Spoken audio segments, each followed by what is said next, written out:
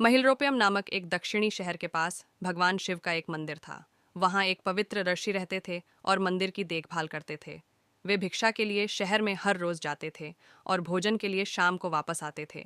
वे अपनी आवश्यकता से अधिक एकत्र कर लेते थे और बाकी का बर्तन में डालकर गरीब मजदूरों में बांट देते थे, जो बदले में मंदिर की सफाई करते थे और उसे सजावट का काम किया करते थे।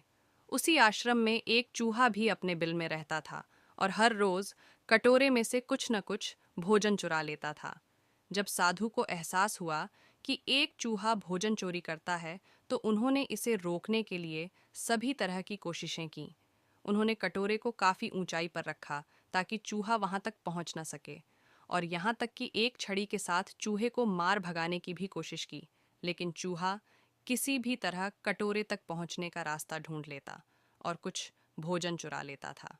एक दिन एक भिक्षुक मंदिर की यात्रा करने के लिए आए थे, लेकिन साधु का ध्यान तो चूहे को डंडे से मारने में था और वे भिक्षुक से मिल भी नहीं पाए। इसे अपना अपमान समझ भिक्षुक क्रोधित होकर बोले, आपके आश्रम में फिर कभी नहीं आऊंगा, क्योंकि लगता है मुझसे बात करने के अलावा आपको अन्य काम ज्यादा महत्वपूर्ण लग रहा है। साधु विनम्रतापूर्वक चूहे से जुड़ी अपनी परेशानियों के बारे में भिक्षुक को बताते हैं कि कैसे चूहा उनके पास से भोजन किसी न किसी तरह से चुरा ही लेता है। यह चूहा किसी भी बिल्ली या बंदर को हरा सकता है, अगर बात मेरे कटोरे तक पहुंचने की हो तो।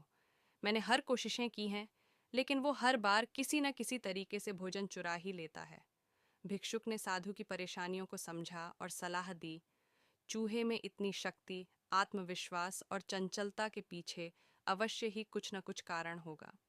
मुझे यकीन है कि इसने बहुत सारा भोजन जमा कर रखा होगा, और यही कारण है कि चूहा अपने आप को बड़ा महसूस करता है और इसी से उसे ऊंचा कूदने की शक्ति मिलती है। चूहा जानता है कि उसके पास कुछ खोने के लिए